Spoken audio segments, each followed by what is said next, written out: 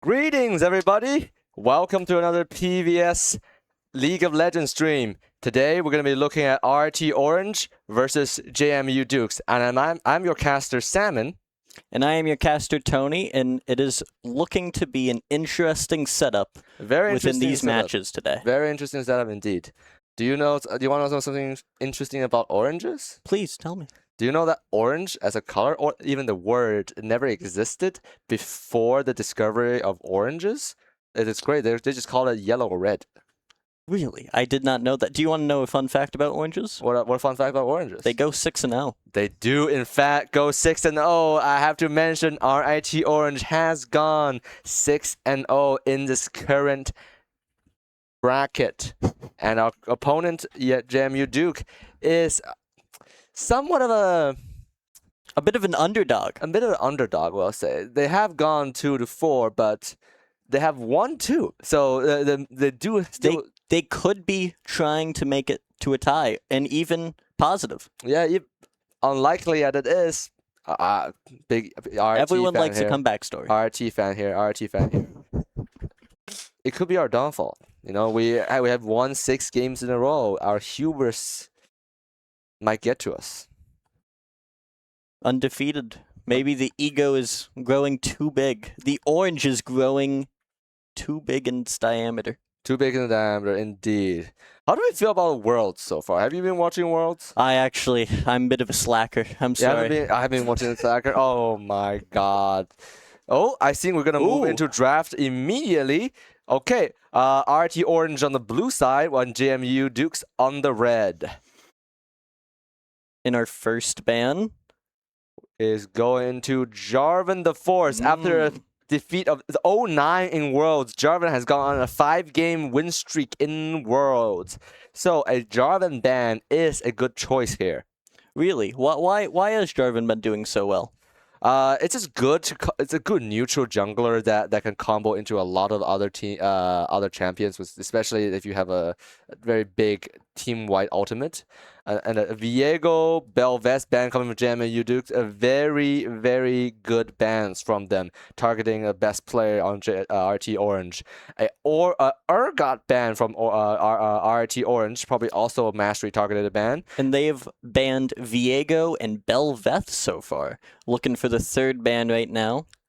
Kindred. I think JMU Duke is planning on banning out RT Orange's best player. Well, they seem to be very consistent so far within only banning junglers when we have switched it up with 1 top laner and 2 junglers, but I wonder if we might go back to the jungler bans. But first off, we're picking. We have picked Ambessa top lane into an orange jungle. Sorry, orange top as well as orange jungle does work, by the way. I play orange jungle before. It kind of works. It doesn't. The Skarner pick from JMU Dukes was a Wukong as an answer from RT Orange. Talia mid lane in RT Orange. And what would JMU Duke pick for their mid laner? We seem to be a very good ward off, kind of dive in comp. Yeah, very dive-ish comp, especially with the Wukong Talia, as well as the Ambessa ultimate. They look like they're aiming more for a sustain comp, honestly. Yeah, definitely a very traditional front-to-back type of composition. A Galio ban coming from JMU Dukes. It did work last week for us, so that makes sense. Braum ban. Braum is a good anti-engage, so he can stop that, and they don't want that because they're going to be such an engage comp. Exactly. That they can't deal with a Braum if he just stops them. Yep. And a realm warp. We don't like the realm warps. So what's with the Rise ban? I think it's more of a mastery ban versus yeah. Because I was just seeing it and just I don't feel like this could counter the comp too well. Yeah. A Xayah pick from JMU Duke is a good choice because Xayah very good at front to backing and has the arc and get out of the diving situation. Yep. The Nautilus pick just confirming more of the dive and can help the Kaisa out extraordinarily. we are going to have a Xayah Recon combo from JMU Dukes. Very good combo, very great if you can pull it off. Like I said again, JMU Duke very leaning towards this front to back composition, especially with the Recon and Xayah. Recon is very versatile. It can focus on diving in, helping, or even peel. Very important is peeling. I think JMU Dukes is very, very going to be focused on how to peel off RIT Orange's dive, especially with our plethora of method that RNT Orange can engage on the JMU Dukes. The Talia wall can divide them to pick them off one by one. We have the Wukong can invis and into a big double ultimate from his clone, able to disrupt their team comp. Ambessa, don't mention Ambessa's ultimate, picking off the last champion in a line and suppressing them. Ambessa will be looking to dive that backline as much as she can, especially with a Xayah being in the back of it. But it's going to be interesting knowing Rakan can peel that well.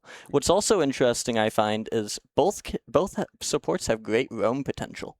Yeah, definitely. Roaming supports is the meta currently. As we can see in Worlds, a lot of time that support, after they hit level 2, level 3, they kind of just start roaming in the jungle and roaming to mid lane and top lane and not doing much on the bottom to leverage that catch-up mechanic. I don't think they will roam as much as in like professional games, but in this collegiate level plays, we do want to see supports roaming to contest those objectives, to contest the mid lane prio, and to contest those jungle objectives. Yeah, grubbies. The grubby is very important. I will wonder if or not will roam as much as he is, knowing on how much sustain the enemy team has with the Dukes. True. Yeah, it's going to be a little bit difficult for RT Orange to dive the JMU Duke. They might have studied our strategy and know that we prefer these very dive-in heavy compositions and picked especially champions that can like stop or avoid these kind of dives. Xayah's ultimate, Vladimir's pool, even the unstoppable from Orange W and unstoppable from Skarner. Especially Skarner R, if used defensively, is a great peeling tool. It could be, especially for the Xayah. If she can get fed in the Rakan and Skarner can peel for her, she might become unstoppable soon. Yeah.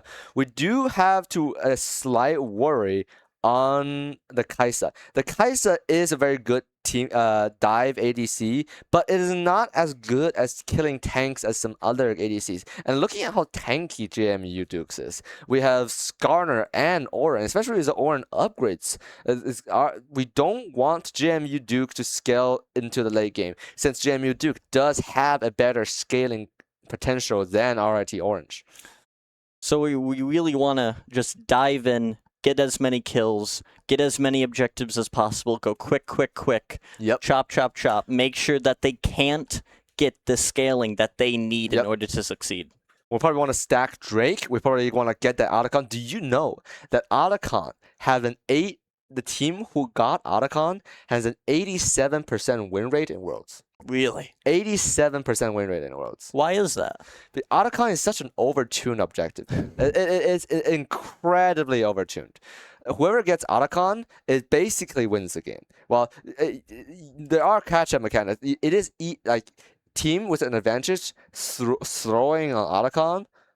That's a great comeback point as well.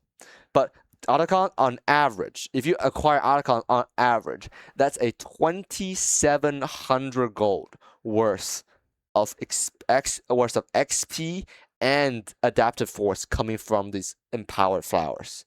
Not to mention our Otacon's buff as well. That's even more value that's not counted by gold. And especially you get more petals from killing enemy team. So this kind of scaling buff just goes on and on. It makes winning makes winner win harder and makes loser come back more easily. So outcon is going to be one of the most important objective we're going to see in this game. That's going to be interesting, but it will also matter what the team comp just does in general with their jungle objectives, because they still need to get those drags, get those grubs, get that Rifttail, get that Nasha as quick and as efficiently as possible in order to secure a win. Yep. As we can see, we have gone into a game, RG Orange on the blue side and JMU on the red. We are positioning into the jungle to prevent any sort of everybody's positioning into the jungle to prevent any sort of maybe invade and spot out the enemy jungler to potentially very fun dance off here. We can see that they're kind of just looking at each other, seeing what each other want to do. Yeah. I think we're having currently a small technical difficulty here with one of the players having some internet issues. It's okay, they have 30 minutes. They do have 30 minutes, plenty of time, plenty of pausing time. But we can see, this gives us more time to analyze team strategy, right? So it is going to be a top prio from the RIT with Ambessa into the Orin. That's a classic Orin counter. The mid lane might be a stalemate. It is a bit of a... It could just be stalemate or a bit of a toss-up if one of them get aggressive enough and the other one isn't suspecting it. Yeah. Especially. I think it's about. I think mid lane, both mid lane kind of want to roam a lot, help contest these objectives and maybe get other lanes ahead. I don't think any of them want to just stay in their lane and farm particularly. Although they both good as scaling up farm, especially with Vladimir, want that experience bonus. I think it's more important if they translate their pressure elsewhere onto the lane. A big contesting point might be grubs. Well, I was also going to say bot lane. A bot lane. You're going to say bot lane. I think the bot lane would have a very interesting situation we have here. Since Recon can go in and peel, but Nautilus is more of like a heads-on, head-in champion. He really wants to get in there, do his business, get the job done as quick and as well as he can with the Kai'Sa, so then she can secure the kills. Yeah, it's really up to... so from an RT standpoint, from an RT Orange standpoint, right? We know we already have a winning prio top lane. Are we gonna push that further, or are we gonna utilize having the fact that we have our top lane ahead, which we just focus on our gank somewhere else? Maybe bot lane, right? Like you said. Yeah. Right. Well, as JMU on the other hand, they know their top lane is not going to win, right? The top lane, it is a tough matchup. He just needs to farm, stay clear of Ambessa, and make sure he doesn't feed her. Exactly. So if I were JMU, I think Talia is a hard to gank lane. I would probably focus more my interest bot lane. So it could be, we're seeing some early game skirmish. Just chiseling a little bit of damage to the enemy jungler. Tripping the Skarner just a little bit. Just to apply just a little pressure, just to let you know, I'm here. I'm going to be looking at my map. You just can't gank me whenever. Yeah, and we're able to spot out JMU starting from red. But that also probably gave away the position of RT also, starting on top side as well. So both teams know the enemy jungler is starting top side, but RT does have vision on the on JMU's chickens. So far, we're just farming, looking at each other, seeing how each other are really going to clear the areas, and we can see top lane is going a little bit harder on the pushing against Ornn, because she just already knows that no matter what engage she does, she will usually win. Yeah, especially when the combat shield comes up, the trades are just completely free. That champion is unreal. I do not like facing against that champion top lane. No, it's definitely not fun, but Nautilus with the hook, Kai'Sa with the taps, and Rakan just gets out just barely and uses heal, I think I just saw there. I don't believe it's a heal. I think that's a recon Q. Was it recon Q? That's a recon Q. That's my bad. That's a recon Q indeed. Talia also hard pushing and not letting it just be a stalemate. It's very interesting. Yeah, see, all the movement speed, the dashes coming from Mbessa. You know, Orin can't hit an even auto on him. She'll just keep applying that pressure with every ability she uses. She'll just keep dashing around him and run him around in circles, really, while just tickling him to death for right now until she gets so high powered that it won't be any more tickles and very severe paper cuts. Oh my god, that was a great hook. Yeah, through the minions. But they made sure to get back as quick as possible so they didn't just die. Yeah, the recon shield's doing a whole lot there. Yeah, mid lane was getting pushed. Mid lane Vladimir was getting poked out a little bit. That's the nature of Vladimir. Early game Vladimir, level pre-6 Vladimir, even pre-3. He really needs to look out. Yeah. Because he does go negative trades with all of his abilities. He needs to make sure he isn't just using abilities and farming like carelessly like some others can. Yeah. Talia is slowly running out of mana. We're sitting on probably a quarter mana left. Junglers spotted each other on bot lane river. I'm surprised that Talia's not looking back, and yeah, this might affect her because she's not very high on mana. But Skarner missed a lot, she missed a lot, so it's okay. She can stay in her lane for right now, but she will need to look out with that mana cost that she has. Yep, I think RIT Orange is able to secure the double scuttle. I think a shocking turnout in top lane right now with Ornn going positive in health so far. Yeah, probably some bad trade coming from RIT side. We did, I think that was second scuttle for us. Yeah, that is second scuttle for us, in fact. That is a big lead for the jungler right now. Yeah. Especially with him being up CS, and since Skarner went for that gank, he's a bit down on it so far, and Wukong can really go wherever he wants. Ooh, I think the Orin has made a tactical error buying that Bramble Vest. He thinks that it's going to stop a lot of the Mbessa healing, but most of the Mbessa healing come from his abilities, his Omnivamp, rather than just auto by itself. And if you don't auto him, you're not going to get applied that anti-heal from the Bramble Vest. I would actually gone for a Chain Vest there. Really? Yeah. Just more armor to against that Mbessa to not die as quickly? Yeah, well, more armor, less damage taken, so less healing for her. Yeah. So it's a better investment than Bramble Vest. Bot lane's looking interesting with that not sitting in Tribush looking to get a hook off. Yeah, probably pressuring to get the vision. If you can look at how deep that Nautilus has placed a ward there, able to spot that Skarner going from his wolves to his Gromp. Like, look at that word. That word is diabolical. That word is diabolical. He will not be getting ganked anytime soon. No. And knowing the positioning of the enemy jungler allow for better freedom. Oh, that's a missed hook. It's a bit of a shame, but it's okay. He's still very high on mana cost, but so is the whole bot lane, for that matter. Talia is sitting on half, which is pretty fine for right now, but if it gets into a big team fight for this Drake, it could slowly become a problem. I think JMU is just going to give that Drake away. I think they know that RT is doing a Drake, but they do not have mid or bot prio to get that contest. They have to let it happen. And so far, no one's in top lane, but Ambessa's TPing to top lane to maybe get some more CS pushing that wave before the next wave comes in. Yep. A reset coming out from JMU's mid laner. A very aggressive bot And then what is going on here? Okay, we got a little bit of an airborne, but a hook in.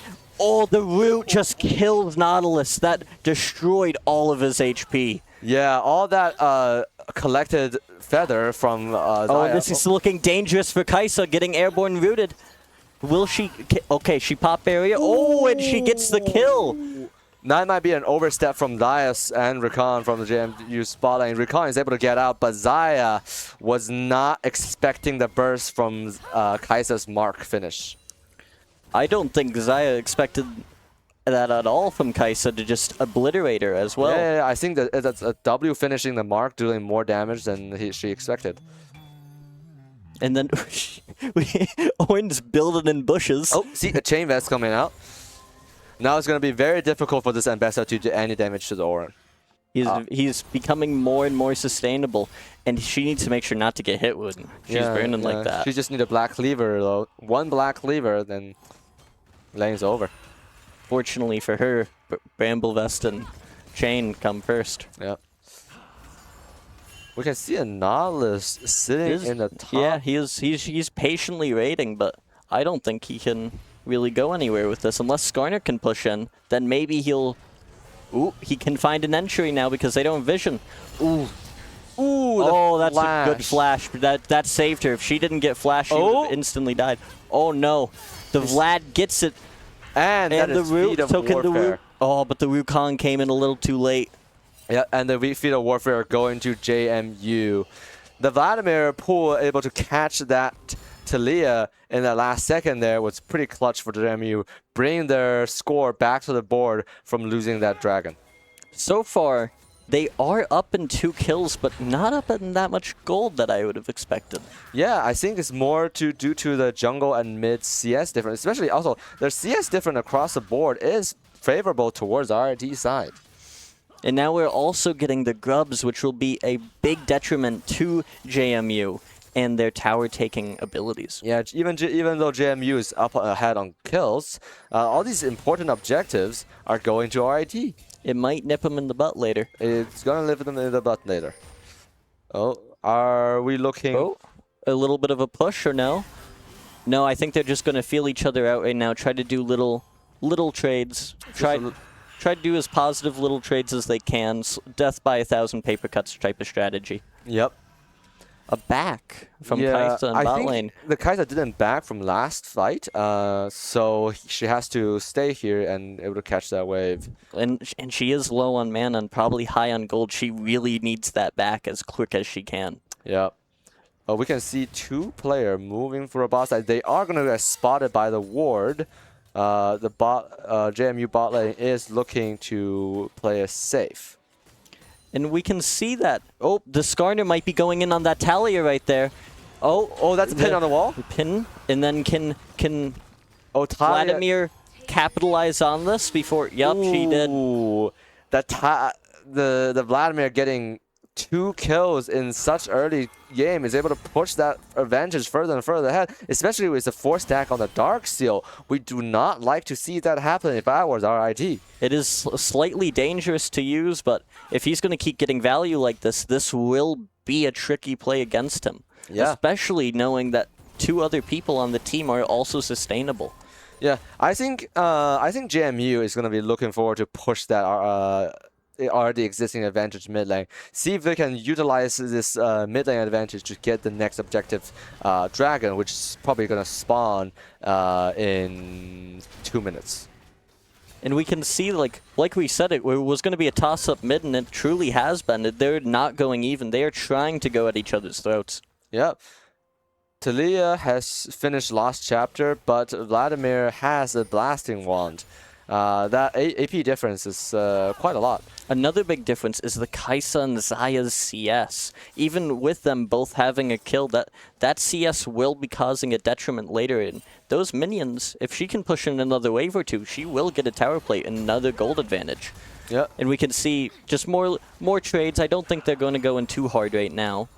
I don't think Talia even wants to risk that, knowing that the Vlad is 2-0. You want to dodge the charged up Vlad Q. That's going to take a lot of health out of you and put a lot of health into him. As we can see, the second Drake has spawned. Most of RIT is hovering around it, trying to see if they can get to a good position for. But they are spotted by quite a lot of JMU wards. If you look at the JMU vision on the bot lane, quick R. Oh, this is going to be okay. That would have been.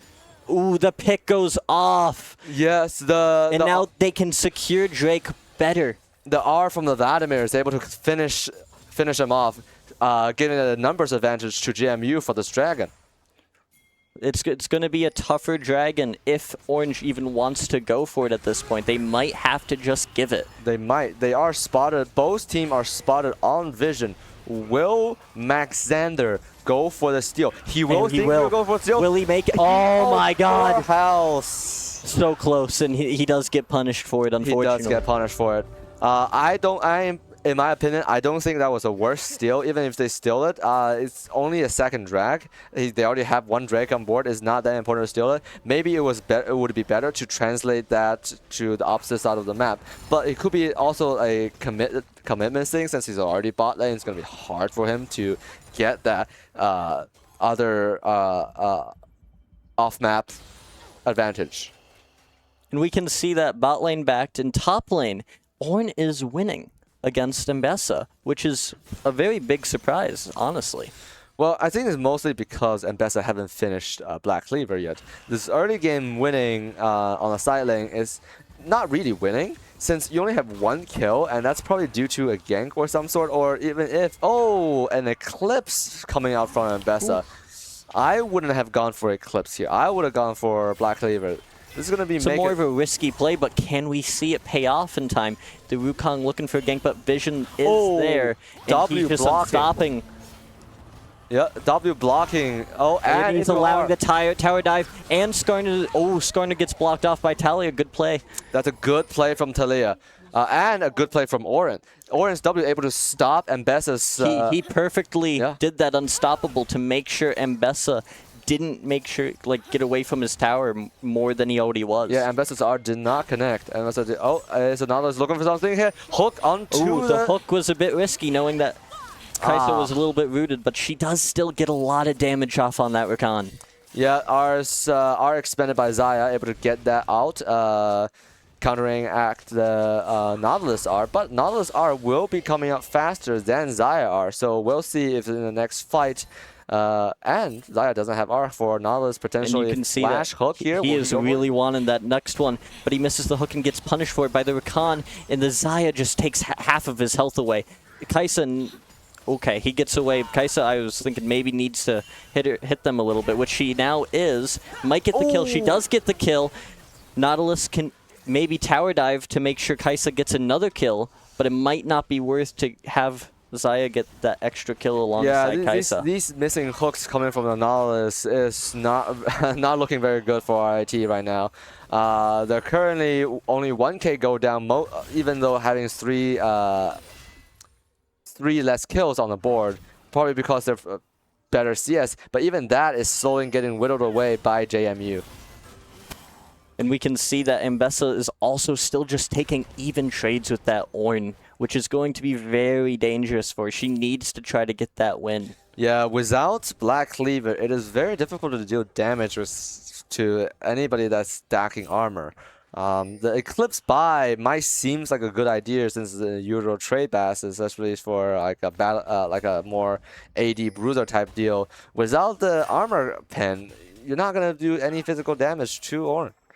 And we can see that Vladimir, he is just trying to snowball with that CS. And is he getting more tower? Actually, he's gotten less tower than Talia. Has he roamed a lot? No, I think it's just because in the early phase of the game, Talia is able to push that Vladimir into his tower and able to get some chip damage. I think there's going to be a free Herald going to RIT with JMU having no vision over there. Another objective that they might actually need, knowing their gold score and how some of the picks have been going as of recently. R forced out from Xayah, no R from Xayah from next fight. Which is also big because iframes. She loses her iframes to secure her safety a little bit. I think that's Feat of Warfare. That's first turret going to RIT. There's secure Feat of Strength for RIT. They are not looking for that second tower. They probably assumed that Skarner was around. Yeah. And a big tower dive. Kai'Sa gets the kill on Xayah. And is able to get out safely. Which, that's mostly due to her E securing her. Yeah, E flash. Yeah, I think the RIT strategy was to grab the Rift Herald, which secures them the third objective for the Feat of Strength, and then acquiring the first tower using that Rift Herald in order to get the full Feat of Strength. That's a very clever move from RIT, knowing the position of JMU, and is able to quickly make that decision. And we can see that Mbessa is now starting to win trades against Ornn. With Ornn not being able to punish nearly as well as he used to, this might be a turning point for her. Yeah, Mbessa hit level 11. That's the second point into her R, which gave her some natural armor pen. And we can see that they're kind of now feeling each other out again for Drake wanting one more pick to have numbers in this jungle taking objective. We can see a big team fight lining up. Rakan does not have R. Xayah also doesn't have R. Who's going to go in first? Overall, RIT have more resources. Will JMU go for this contest? They're just taking it, and no, JMU just gives it up. They could not go in knowing how low the drag was and having less resources and ultimates. Yeah, and we see two smites going off that fight. That's from Unsealed Spellbook coming from Nautilus. A very common strategy employed by a lot of professional players right now is taking Unsealed Spellbook for their support so they can have a faster objective clear. Ooh, what's this in jungle? Will he? Okay, I don't think they knew that he was there. They might have. Yeah, I think they're going to go for a bot tower dive to the JMU bot lane. Xayah does have R. Ult, but it doesn't hit Rakan since he gets out. Oh, but the Xayah gets hooked in, but she uses ult to make sure she has iframes, gets the knot, and it's just slowly going to... Oh, but she couldn't even get the Wukong in time because she was attacking a clone. No, they did got a Wukong. They did get a Wukong. Yeah, she was attacking the Wukong, and I'm pretty sure her feathers went through the Wukong into the fake the clone, yeah. But they did, in fact, the tower did get Wukong.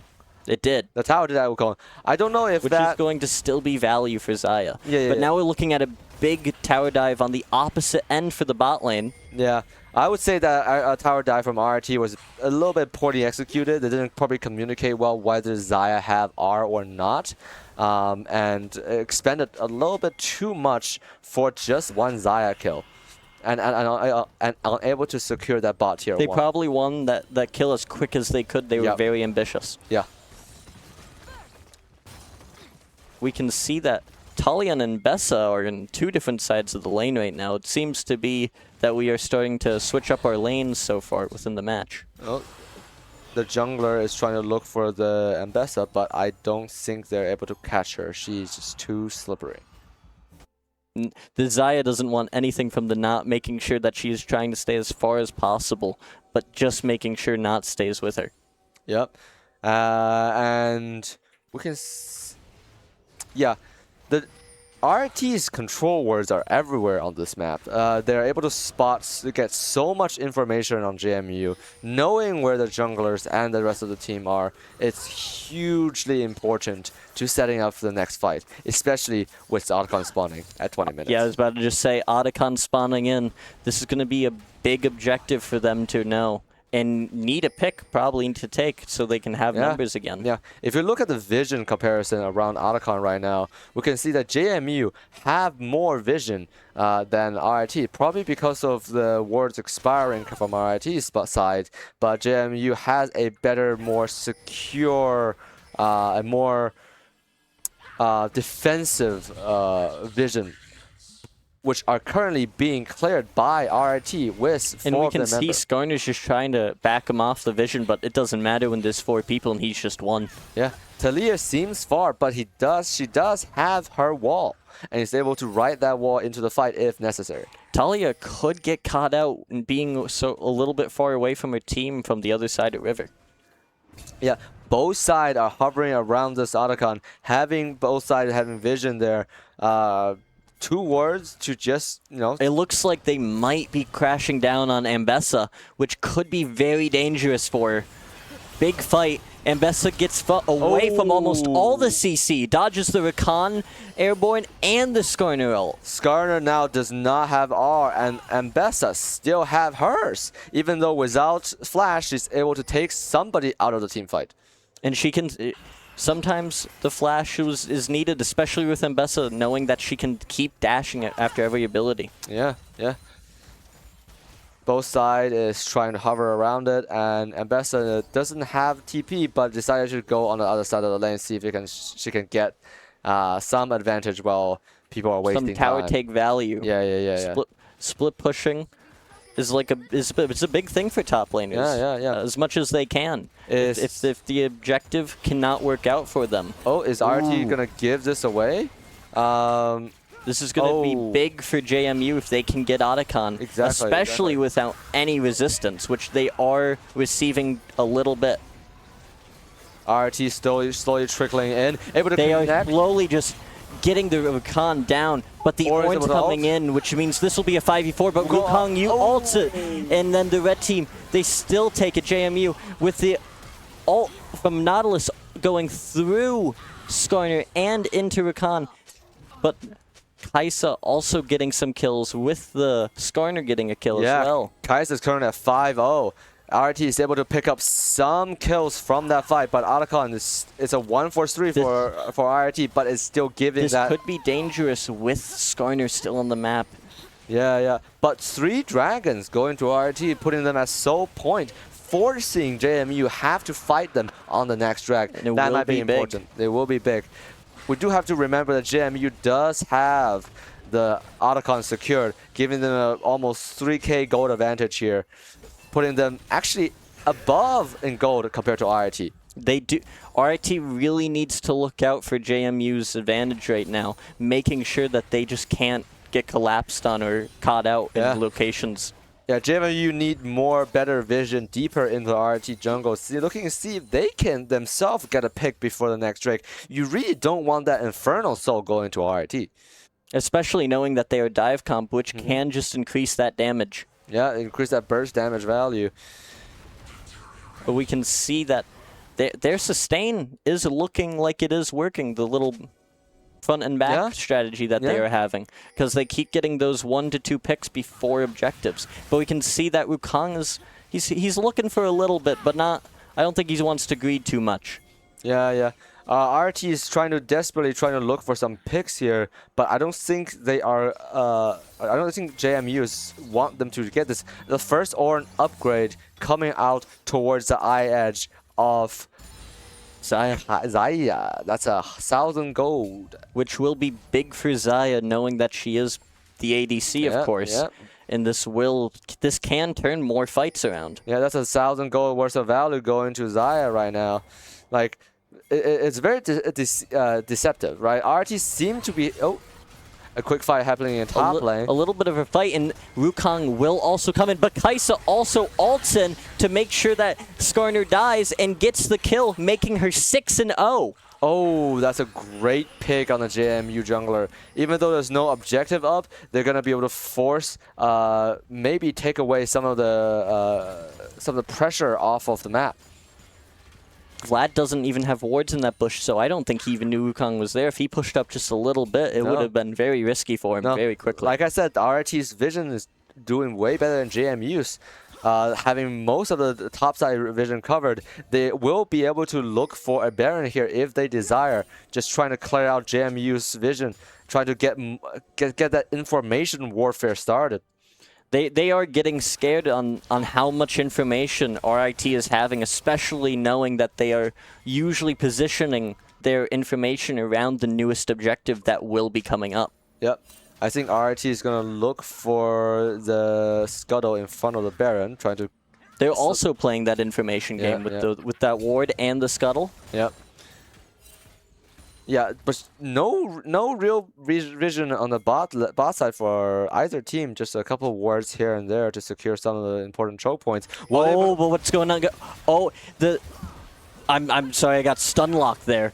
A huge Xayah, a huge Taliyah catch by, a huge catch by Taliyah and Wukong getting on JMU's support, and it's giving them a numbers advantage and a vision advantage on the Baron, and able to secure this Baron without any contest. That was so quick that it genuinely stun locked me with the Taliyah pull inwards for the Wukong to just instantly get him. Which means Xayah will not have that good of a peel. So she has to use that ult, wasting the ult. And that Skarner is just going to get deleted by the whole team on him. Vlad with a good dodge from the Nautilus hook. Now both JMU's carry does not have their safety abilities, right? Vladimir doesn't have pool, Xayah doesn't have R. Even though that Vladimir's pool is going to come out really soon, I think RT can probably siege down mid lane, or are they looking for a reset? I think they're looking for a reset, but Oran is going to be able to upgrade the second carry on their team. Which was the Vlad's. Yep. That's Which another makes sense because he is going 3-0 right now. Yeah, that's another $1,000 going to JMU in effective gold. Like I said again, JMU's gold value, these gold advantage seems high. It seems to have like a 6K gold advantage. RT seems to have a 6K gold advantage, but that's really deceptive, right? Because JMU have that Otacon and JMU have that Orin upgrade. So effectively, they're actually even gold right now. Which RIT might underestimate. Yeah. Because they might be like, oh, we're up in gold, but then they have to realize in the back of their minds, Orin and Otacon exist. With this big team fight, Kai'Sa and not teaming up on that Skarner to get that pick. Ooh, Vlad again with that dodge on the knot. Vlad is on top of that. Oh my. Orin got instantly knocked up and then just shredded by the Kai'Sa. The Kai'Sa is becoming one of the biggest threats on the map right now, with becoming 9-0 and having 3 items with special boots. Yeah, and they're going to be able to secure this, right? Getting that, maybe gets that Vlad, does get the Vlad, and now she can just take the tower because she is uncontested right now. Yeah, and they're going to be able to get that Inferno Soul as well. Like I said, RT... Soul point. Yeah, no, Inferno Soul. Well, no, Soul, I mean, sorry. Yeah. RT is very good at finding these opportunities. They're able to set up this vision and then proceed to collapse really, really fast as a team, diving into individuals onto JMU without support and able to secure this numbers advantage over and over again, forcing them out of this front and back fights. Like if you always have a number advantage, you always win. Getting 3 people within it, and then I think the Skarner got a little too ambitious diving in. The Orin's just going to get tower dive because his 5 people, and they can afford it. Yeah, there's not enough damage coming out from JMU. And like this is going to be Orange's first win. Yeah, RT Orange got the first win on the board. Yeah, RT definitely very good at rotating. Very good at I think RT's coordination is just on point. They have a plan laid out. They know what they're gonna do next. They set up the vision. They secure the key objectives. They say before the next objective, we want to get a numbers advantage, right? So and vision advantage. That would be a big thing in the information game for those picks. Yeah, exactly. The vision is able to secure the vision from the previous fights is able to secure their objectives from the next fight. And another big thing that I think they learned about was they got caught out that one time for the second dragon. They were like, no, we cannot have this happen again. No. We need vision. We need that pick in order to do these jungle objectives. Yeah. They probably all bought control words throughout the game and just get the vision everywhere. They want to see every single little bit to find the tiniest mistake coming out from their opponents, right? Coming out from an opponent. They're able to collapse on them, especially with the Kai'Sa able to dive in. And I just think JMU, right? JMU played a little bit too comfortably, right? They think they scale into the late game, and they think they win every team fight if it's an even 5v5 team fight. But they just keep walking individually into their jungle without other people protecting them to get the vision down, right? Because if you're just walking into the jungle, RT know that you are in the jungle, so they're able to pick you out, and you're never gonna get that 5v5 team fight. If you're always one man down, they're always gonna win that 5v4. I think a big thing that they could have done that would have drastically changed was play around the Vlad to then play around the Xayah. Get the Vlad more fed so then he can just sustain, become an unkillable machine, while Xayah gets some picks to also become an unkillable machine. Yeah. I think they need to be more... Yeah, I think we're going to go into a small break right now, and we'll be back very soon with the next game.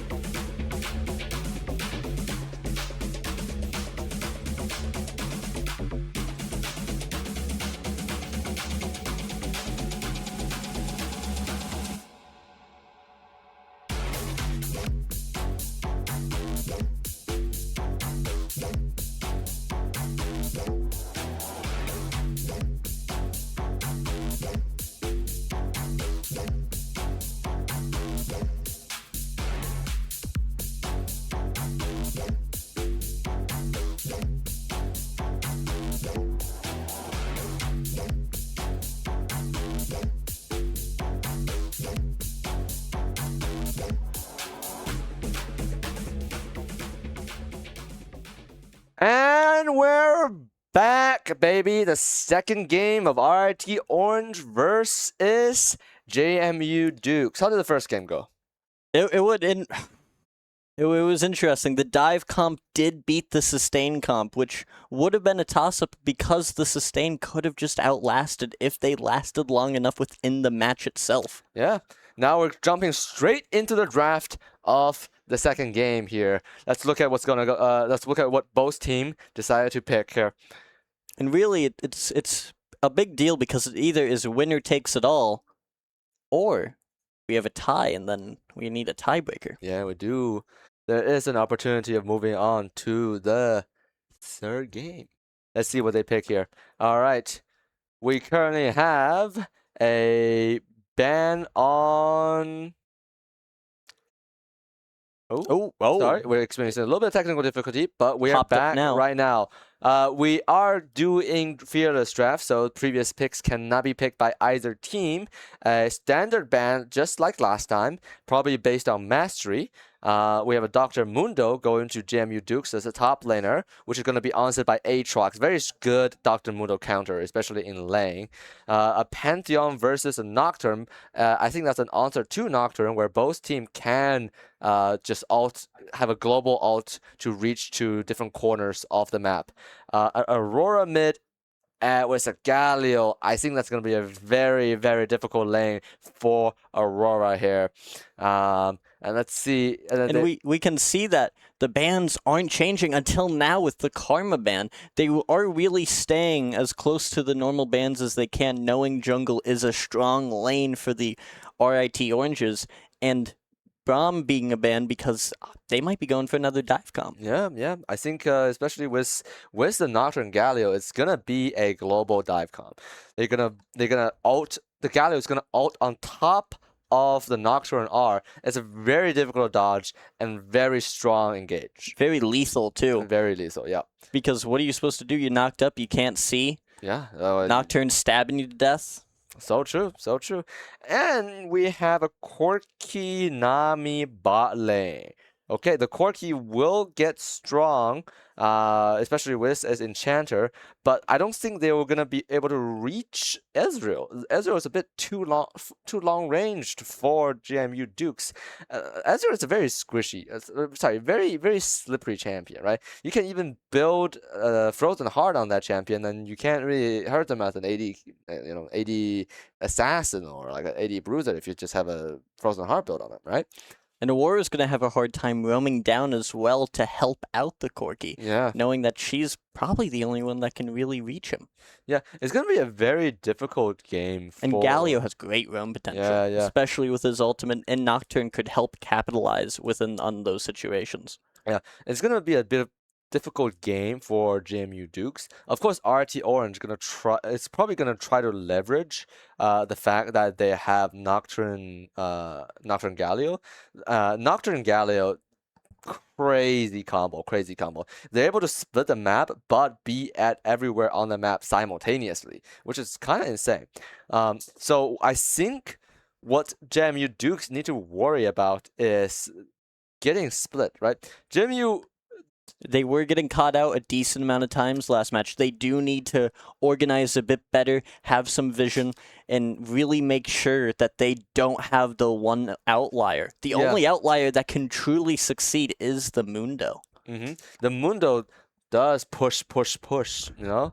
Mundo goes where Mundo pleases. Mundo does go where Mundo pleases. Let's see if this Mundo will go where he pleases, or will he get shut down by this Aatrox? Aatrox can be quite efficient against him, knowing that it can get rid of his passive as quickly as he can, honestly. I play a lot of Aatrox, and every time I lane against a Mundo, I'm quite happy when that happens. Yeah, I'm quite happy when I'm against a Mundo. Mundo is just so weak pre-6. You're able to bully him so much, right? But like as later on goes out, right? Because Mundo is like you can stack health, you can stack armor. Either way, it's a difficult fight if you're behind this Mundo. It's going to be hard to lay on It's the also side. just difficult against Aatrox, knowing he can go in against health and can go in against armor, which is the primary building items for Mundo. Yeah. Then what is this bot lane? What do we think about this bot lane composition, right? Because it's Corki Nami versus Nautilus Ezreal. I feel like the Corki Nami are going to play more towards CS, make sure Ezreal and Alistair stay back a little bit, let them farm because they're going to try to dive as much as they can. What I think the reason that RT Orange picked Ezreal is because Ezreal is very safe. It's a very safe champion. It's able to be left alone, right? I think the Nautilus is gonna leave once he's hit level 3, level 3. Nautilus is gonna just roaming around the map. You're gonna leave. The Nautilus is probably gonna take Unsealed Spell Book and start roaming around the map while just leaving Ezreal alone in the lane. Alistair, sorry. Alistair roam around the map and leave Ezreal alone in the lane because Ezreal is super safe. You can just leave him. And we know he does like his roams, as we saw within the knock game. Yeah. He makes sure he can go to mid, and I think the farthest he went up was Grubs to make sure that those did get secured as quick as they could, which was a big detriment to JMU. Yeah, I think JMU Dukes don't really want to team fight here. They want to split the map as much as possible because with RT Orange, if you team fight, right, RT Orange is gonna Nocturne Galio you, right? It's gonna hit every single one of you. But if you're able to put a lot of pressure in every single lane, maybe that's the way. They get too spread out thin. Yeah. Win off of these objectives, right? Win off of these towers rather than win out of these kills. Give them the kills. Take towers. You know, League of Legends at the end of the day, it's just the game of taking towers. Whoever can take towers more and faster wins the game. As we can see, Orange and Dukes are switched, so Orange is in red, Dukes are in blue. That's right. We have jumped into the game. And it will load in. It is just, give it a moment. They are just moving into lanes. But honestly, it's really, if the Pantheon can help the Aatrox in top lane, I feel like Aatrox could have a harder time. Yeah. Exactly. If spread out thin, have the Pantheon go in between different lanes and just help out and make them have individual wins within objectives. Yeah, definitely.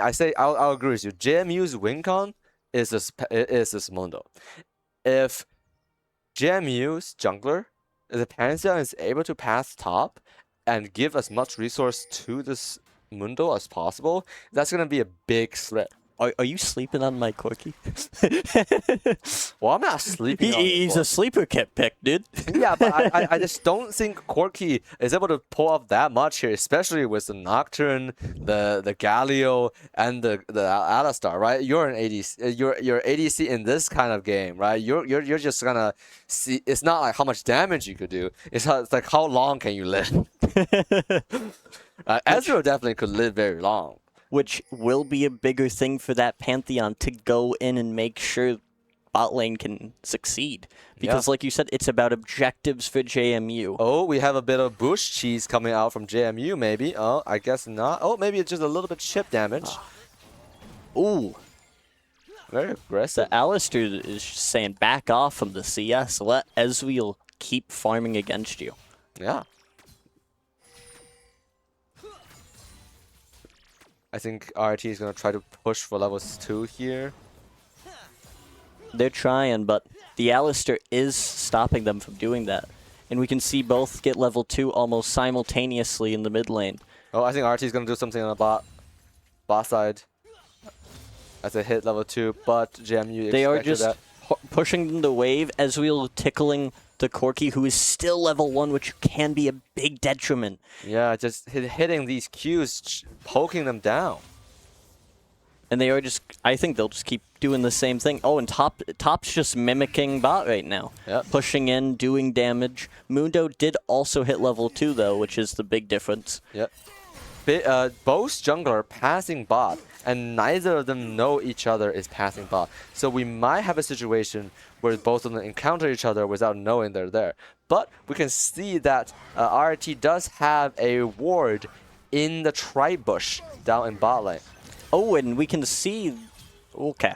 I thought they might have went in a little bit more, but they kind of just keep tickling each other to death, for right now at least. Yeah, just some quick trades happening in mid lane. Neither Aurora or the Galio can do that least of a damage yet. Quick Galio combo onto the Corki. Alistar combo on the Another Corki. big thing is we just saw that Nocturne did have more health when clearing than the Pantheon. Yeah. Which can be big if they both go bot lane or Yeah. mid Yeah. for the contingency. Spotted. We can see Nocturne, it did get the first grub. Or not first grub, first scuttle. Yeah, JMU. Oh, jungler spotted on the ward. He's able to get caught up by the mid laner. Taunted. Flash expended by both sides. Will he be able to get out? Or will the... No, the spell shield against Nocturne stopped it from happening. That's first blood going to RIT. Because another big thing about his spell shield is that attack speed he gains from that. Yeah, exactly. Like I said again, RIT's vision, the vision on the tri-bush, and the vision in around the cross-section near the chickens is what enabled them to get these picks over and over again. And a big tower dive from Galio, not succeeding because he just got slowed. If he just kept tackling right there and didn't walk away with that slow with Aurora, he might have gotten the kill for the trade. Yeah, Aurora is also was able to hit level 5 there at that moment from the wave, giving that extra health boost. That was unfortunate. It's those good level ups that can really win fights, make or break those 1v1s. Yep. And we can see that bot lane, that Alistar, he's just waiting in bushes. He's waiting for his opportunity, his turn to really shine and get the Ezreal some good feeding. Yeah. Both jungler basically on pace in terms of clearing. Nocturne decided to go for a back, probably go for some more items coming back for this Drake, while Pantheon has already... Oh! And the Galio going in for it again. Probably a little bit not happy about that tower dive losing last time. Yeah, and the Galio at this point, it's so hard for Aurora to trade to. With that magic shield and reduced magic damage taken. And he'll probably be looking to push in the wave, gain that CS value, have the tower kill those minions, so then she loses it. Yeah.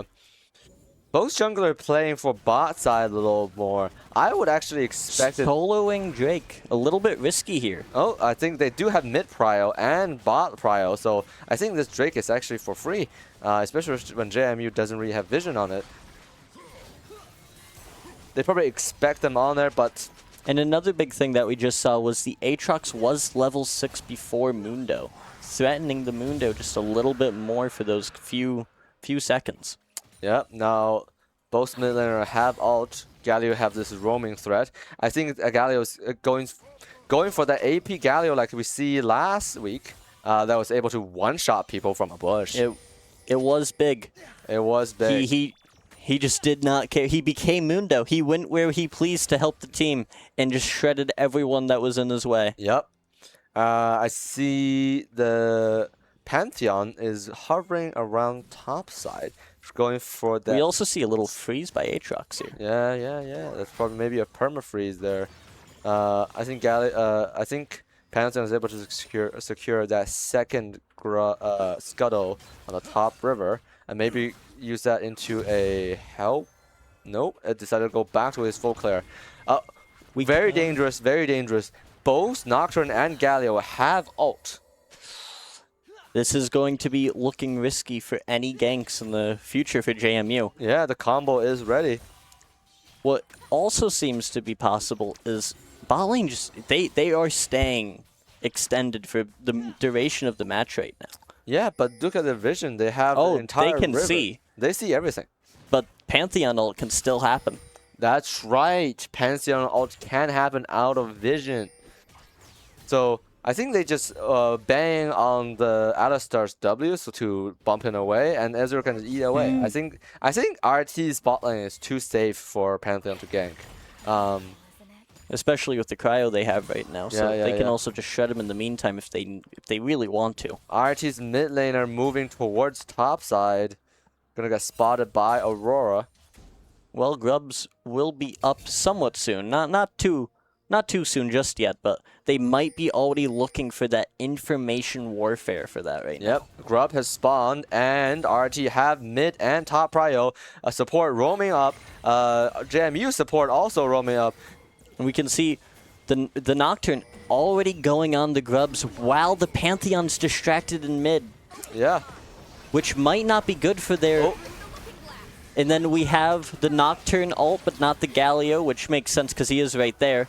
Aurora is going to counteract that with another R. Keeps shooting down the Alistair. Keeps just hitting him a little bit and a little bit.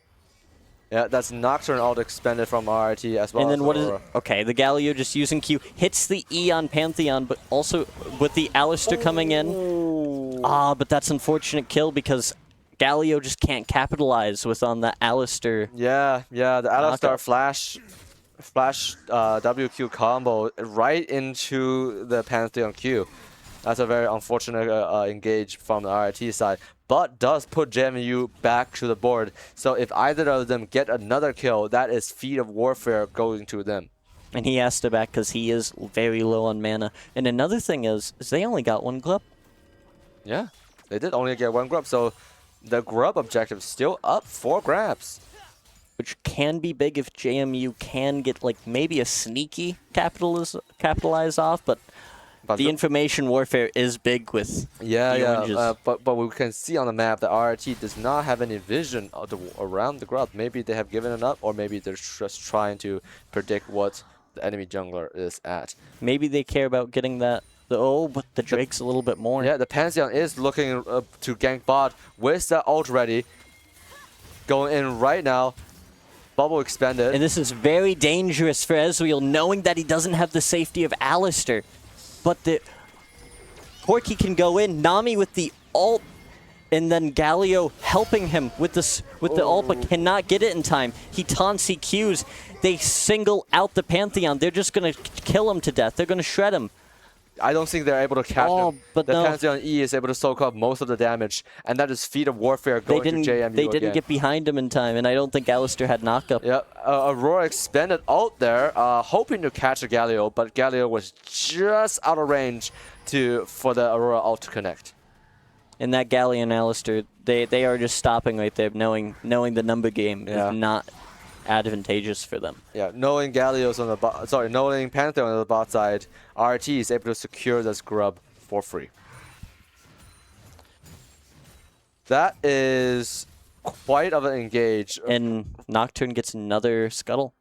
Yeah, quite of an engage from JMU. RT was not particularly well thought of. Another thing, it's like we just talked about. JMU wants to go for those objectives, not those kills, and yet they seem to be doing the opposite. Yeah. If they can start doing the information game in the objective game, they could slowly turn it around. Yeah. Second Drake has spawned.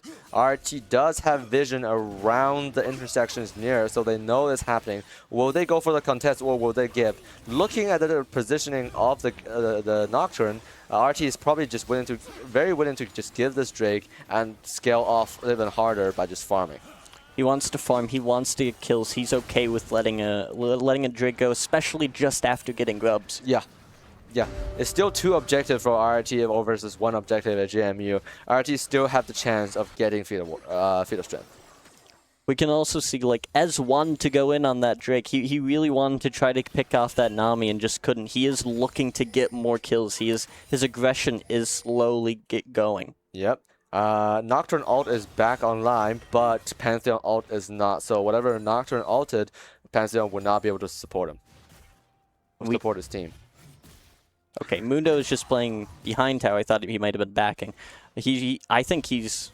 Yeah, I mean, he can't face the Aatrox. He knows his limits. Yeah, kudos to the Mundo. He has not died once. I mean, if he just keeps scaling like this, Mundo have a very high probability having a very free reign on the side lane later on in the game. The trick with Aatrox and the Mundo is that Aatrox need to get those kills onto the Mundo. And right now, the Mundo's denying those kills from Aatrox. Oh, a very quick skirmish from bot lane. A lot of things were missed there from JMU, and I don't think the Ezreal was there to help the Alistair capitalize enough on that knockup for his damage.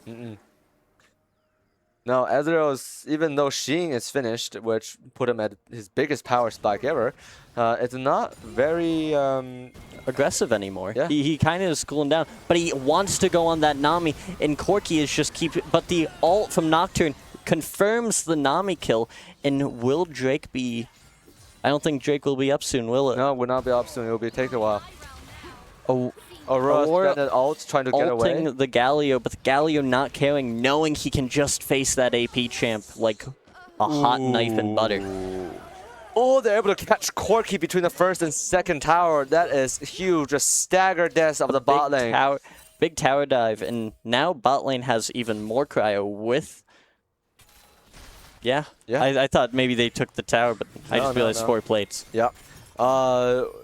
Like I predicted earlier that but another plate to Ezreal. Oh yeah. The Nocturne Galio both have bounties on their head. Both are carrying this game. Galio finished the Storm Surge and have 2 stack of Darksteel on the board. They're going to look for the next objective or the next roam to secure the next objective. Will they go for the top lane or will they go for the bot lane? In my opinion, right, since JMU have already got the Feat of Warfare, they can't get that anymore. They want to get the first tower and they want to get the first 3 objectives. What they want to do is probably we can see that Mundo ult, feeling confident, knowing that his team is there to back him up. But Aatrox with the ult, this could be dangerous, but isn't because he just can't get those Qs off. And then Pantheon Aurora also just shredding him at the same time. Yep, a kill onto the Aatrox by the Aurora. It's able to put JMU on the board. We can see that they're kind of he's just, oh, Vision. They can't go in for like a sneaky kill right there. Yeah, I think whoever gets the next first tower or the Herald, which will secure them in the first tower, will be able to get the Feat of Strength. Rifttail spawning in, but I don't think they care right now, especially Nocturne.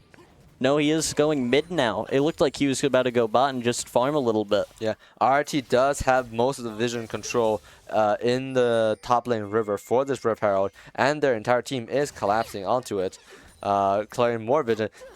They'll probably be doing a bubble connecting, but I don't think they're going to. They can't capitalize on it quick enough. Yeah. This is big though, because we get the Nocturne ult, but Galio can still ult, but doesn't need to because the Nocturnal just cleaned up as it was. But the Galio will taunt the Pantheon. Is his team there to back him up? Maybe. Nope, the Alistair gets sidetracked with the Aurora. Galio has to flash, get out of there, and he can't E because Galio blocked by the Mundo. Make sure he blocks it, and now they can also get the Mundo.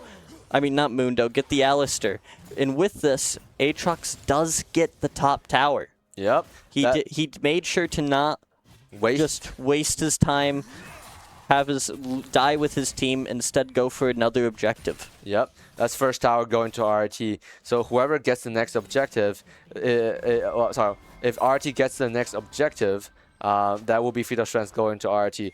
But I think it's going to be JMU who is going to be able to secure this Herald with RT nowhere to be found. I don't think the Nocturne cares. I think he wants to go set up for Drake soon. Yep. I think that's his big goal. Yeah, Drake spawning at the same time that Heralds fell is a quite advantage going to RT, since RT know that JMU has been around the Herald. They're able to start this Drake safely. Nami's gonna... Is Nami gonna get caught out? Oh, maybe. Yep, she's gonna get caught out with that Q and the E, so then he's gonna W for the speed and does his... He would not get away. Item ability, I forget what it's called. Stridebreaker. Stridebreaker to slow down the Nami. By the Stridebreaker and the Fear. Will Galio be able to Galio catch? Also catching up to Corki. I'm surprised he actually didn't tower dive that. I don't think he has enough. Yeah, he does not have flashes, so he knows he will not be able to get away from that situation. Nocturne invading, not knowing the Alistair's there because the information game.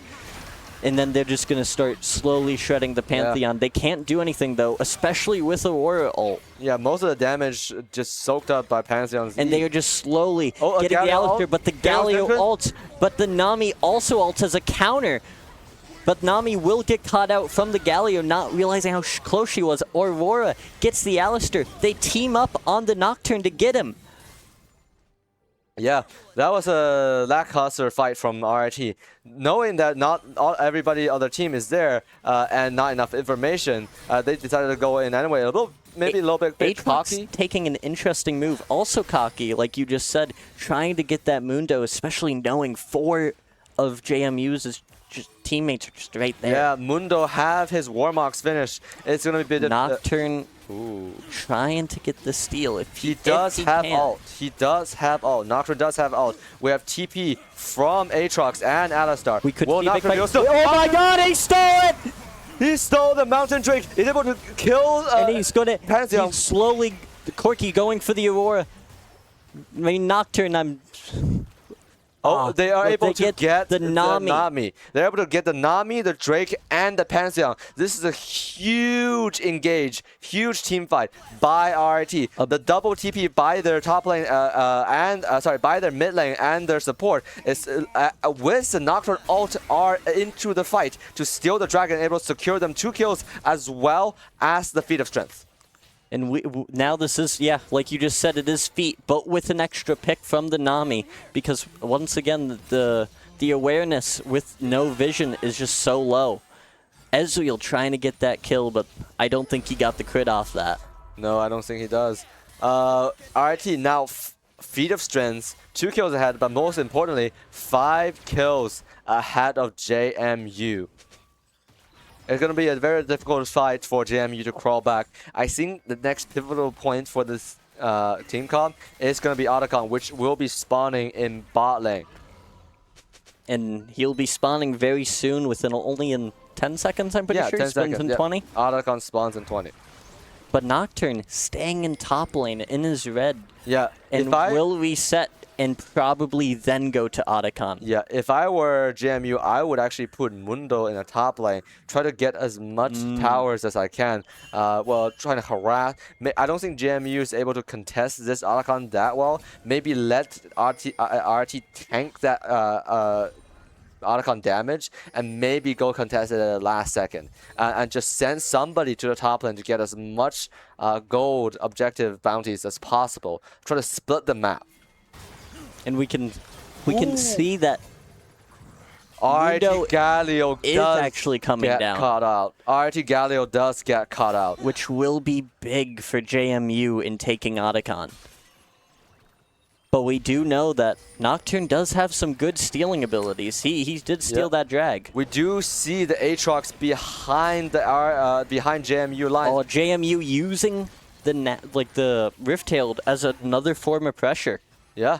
JMU is able to secure the top tier 1, able to secure the objective bounty. Does Aurora have TP? Aurora does have TPU and will be able to support TPU down bot to join the team fight. But we can see the Nocturnal trying, but with the Namiel, it's just too hard. But Nocturne doesn't care because of his spell shield and extra attack speed. Aurora TP'd into ult Alistair and just didn't work out, and she will get caught out for that. Yeah, the Aurora out is a little bit too slow, and the Aatrox, no one on the JMU can stop this Aatrox just ulting down the bot lane, chasing them to their last legs. JMU is playing into RIT's group combo. Yeah, exactly. RIT is able to secure that kill, that team fight's victory, which is going to lead them to a bot tier 2, that's 700 gold, as well as the Otacon, that is another 2,700 gold. But we could see that they also did play single for a moment. They got that Galio out of position. If they can keep doing that, they might slowly make a turn back. But Otacon is a very big objective that Orange just got. Yeah, I think what JMU need to do is just to repeat what they had to have done. They know that the Galio is probably going to go in for vision. They need to go get vision before they do, and then maybe just group around and take out Galio. And once they take out Galio, they need to immediately go into a fight when the Galio's death timer is up. Right? That's how they're going to be able to capitalize and win, come back in this game. I think they might need another pick, knowing how strong Aatrox, Nocturne, and Ez still are. They might want 2 picks instead of just 1 for a team fight to happen. And unfortunately for them, the Nocturne will ult the Galio Q. They will slowly kill the Aurora, the ult, but she does ult to get out to border on the other side. RIT is just like a surgeon's knife, cleaving through JMU's team comp, splitting up their team and eating them up one by one like they're eating McDonald's chicken nuggets. I would have said fries. The fries are somewhat better. Well, I would say they're a little bit... But we can see that Pantheon got greedy in the blue buff, and Nocturne and Galio and Ezreal just there to punish it. Yeah. 16 kills on RIT's board. More than 10k gold ahead. It's going to be very difficult for JMU to come back around here. But they do need to send people to the side lane. Oh, we can see that they are having a little skirmish right now, but nothing too big as in the moment. Aurora but it might become big with Aurora sitting there, and I don't think Aatrox knows. Yeah, but the Alistar will be coming up. He did get surprised by Aurora, and he doesn't... I thought he didn't want a part of it for a moment, but he goes back. He does not care. But the Aatrox is now going to have 4 people to try to defend from. But Galio helping him out, turning the tide, because then Aatrox can hit the Qs, get the health, get the kills. He's getting more. Now he wants to go for that Mundo. No, actually he wants to go for the... Yeah, he's still going for the Mundo, but the Ezreal Nocturne went for the Corki. And they just slowly collapse on them. RT collapses all sides. Way too fast. Galio ult, Nocturne ult. JMU just could not get a break. Every time they think they're fighting a fight of 2v1 or a 1v1 or even a 3v1, the next second you know, RT just they completely shifted their momentum. Yep, RT just has the entire Avenger assembling. Which is going to be big for the maybe they can slowly take that tower in mid, but I don't think they want to. They're looking for the reset. Yep. 3 drags going for RT. They are at Soul Point. They have 3 grubs, and Baron has just spawned, which is that big of a gold advantage. RT will surely go for this Baron. Do they even? Ugh. Yeah, I don't even know if they even care about getting a pick. They might just go in for the team fight, then the Baron. They're probably going to force the Baron. But Galio does not have ult, right? That is one advantage that JMU have, is that they know that RT doesn't have Galio ult. But Aatrox's ult's very fast. Nocturne's ult's very fast with the Hex Plate. And Ezreal is about to get his ult, and Alistar does have it, so he can sustain. Oh, just the tiniest of spot. Oh, but the Nocturne still knowing where she is, even after she went invisible. And now they're just getting the pick slowly but surely. Marching in towards the eventual death of JMU. The gears are grinding, and it's leaning towards the favor. But under the tower is slightly risky, but he can't get under it quick enough, and he's just going to get collapsed on from literally every side. Yeah. The clean-up crew from RIT has taken out the trash. That they have. And now they're just marching down from 3 different lanes, trying to end the game, or at least get enough inhibitors to have a very safe Baron. If they're able to get another pick here, they will be able to end the game. But that's if they want it. They could slightly play it safe, but that is not RIT's strategy. They are very aggressive. They were last match. They are this match. They want that pick. They want to end the game as soon as possible. They have going for the triple inhib. They do not have that big of a wave. They do have a wave bot lane, but it can easily be cleared by Aurora. So I think they're going to back off for now and go in for the Baron. And after the Baron, they can march down with Baron buff and 3 lanes of super minions and end the game. And JMU, that is a hard thing to counter. Yeah. That is the best game of Balloon's tower defense I'll ever see happen if they can successfully defend. We do have Pantheon ult. There might be a chance where he could ult in and save the day. It does not look like it though. He's just sitting there in his well. Yeah, he's trying to clear out the vision that RIT put in their base. He's trying to fight the information war, and he might not even have known that Nasha was being taken. No, and even if he did, he can't do too much about it. Yeah, they probably just JMU just want to push out the lane so the waves couldn't crash into their towers for RIT to end. These Baron minions with the Baron super minions, they take towers. They take towers.